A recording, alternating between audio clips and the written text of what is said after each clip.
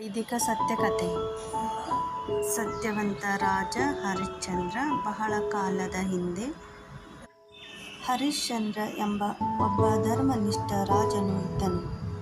ಅವನು ಯಾವಾಗಲೂ ಸತ್ಯವನ್ನೇ ಮಾತನಾಡುತ್ತಿದ್ದನು. ಅವನ ರಾಜ್ಯದಲ್ಲಿ ಎಲ್ಲರೂ ಸಂತೋಷದಿಂದ ಬದುಕುತ್ತಿದ್ದರು. ರಾಜ ಹರಿಶ್ಚಂದ್ರನು ನ್ಯಾಯ, ಧರ್ಮ ಮತ್ತು ಸತ್ಯದ ಮಾರ್ಗದಲ್ಲಿ ನಡೆಯುತ್ತಿದ್ದನು. ಒಂದು ದಿನ ಮಹರ್ಷಿ ವಿಶ್ವಾಮಿತ್ರರು ರಾಜ ಹರಿಶ್ಚಂದ್ರನ ಸತ್ಯನಿಷ್ಠೆಯನ್ನು ಪರೀಕ್ಷಿಸಲು ನಿರ್ಧರಿಸಿದರು. ಅವರು ರಾಜನ ಕನಸಿನಲ್ಲಿ ಬಂದು, ನೀನು ನನಗೆ ದಾನ ಕೊಡಬೇಕೆಂದು ಮಾತು ಕೊಟ್ಟಿದ್ದೀಯಾ ಎಂದು ಹೇಳಿದರು. ಬೆಳಗ್ಗೆ ವಿಶ್ವಾಮಿತ್ರರು ಅರಮನೆಗೆ ಬಂದು ದಾನ ಕೇಳಿದರು. ಹರಿಶ್ಚಂದ್ರನು, ನಾನು ಮಾತು ಕೊಟ್ಟಿದ್ದೇನೆ, ಖಂಡಿತ ದಾನ ಕೊಡುತ್ತೇನೆ ಎಂದನು. ಮಹರ್ಷಿಗಳು ಅವನ ಸಂಪೂರ್ಣ ರಾಜ್ಯವನ್ನೇ ದಾನವಾಗಿ ಕೇಳಿದರು.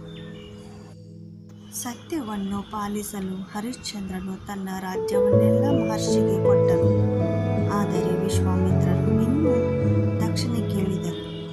ದಕ್ಷಿಣೆ ಕೊಡುವ ಹಣ ಇಲ್ಲದ ಕಾರಣ ಹರಿಶ್ಚಂದ್ರನು ತನ್ನ ಪತ್ನಿ ಚಂದ್ರಮತಿ ಮತ್ತು ಮಗನೊಂದಿಗೆ ರಾಜ್ಯವನ್ನು ಬಿಟ್ಟು ಹೊರಟು ಹೋದನು. ಹಣ ಸಂಪಾದಿಸಲು ರಾಜನು ತನ್ನ ಪತ್ನಿ ಮತ್ತು ಮಗನನ್ನು ಮಾರಬೇಕಾಯಿತು. ಚಂದ್ರಮತಿ ಒಬ್ಬ ಬ್ರಾಹ್ಮಣನ ಮನೆಗೆ ಸೇವೆಗೆ ಹೋದಳು. ಹರಿಶ್ಚಂದ್ರನು ಸ್ಮಶಾನದಲ್ಲಿ ಕೆಲಸ ಮಾಡುವವನಿಗೆ ತನ್ನನ್ನು ಮಾರಿಕೊಂಡನು. ಅವನ ಕೆಲಸ ಶವ ಸಂಸ್ಕಾರಕ್ಕೆ ಶುಲ್ಕ ವಸೂಲಿ ಮಾಡುವುದಾಗಿತ್ತು. ಒಂದು ದಿನ ಚಂದ್ರಮತಿಯ ಮಗ ಸರ್ಪದ ಕಚ್ಚುವಿಕೆಯಿಂದ ಮೃತಪಟ್ಟಿದ್ದನು. ದುಃಖದಿಂದ ಚಂದ್ರಮತಿ ಮಗನ ಶವವನ್ನು ತೆಗೆದುಕೊಂಡು ಸ್ಮಶಾನಕ್ಕೆ ಬಂದಳು. ಅಲ್ಲಿ ಕೆಲಸ ಮಾಡುತ್ತಿದ್ದ ಹರಿಶ್ಚಂದ್ರನು ತನ್ನ ಹೆಂಡತಿಯನ್ನು ಗುರುತಿಸಿದರೂ ತನ್ನ ಕರ್ತವ್ಯವನ್ನು ಬಿಡಲಿಲ್ಲ. ಅವನು ಶವ ಸಂಸ್ಕಾರಕ್ಕೆ ಶುಲ್ಕ ಕೊಡಬೇಕು ಎಂದನು. ಚಂದ್ರಮತಿಗೆ ಹಣ ಇರಲಿಲ್ಲ. ಆಕೆ ತನ್ನ ಸೀರೆಯ ಅರ್ಧವನ್ನು ಕೊಡಲು ಮುಂದಾದಳು. ಇದನ್ನು ನೋಡಿ ದೇವತೆಗಳಿಗೂ ಕಣ್ಣೀರು ಬಂತು.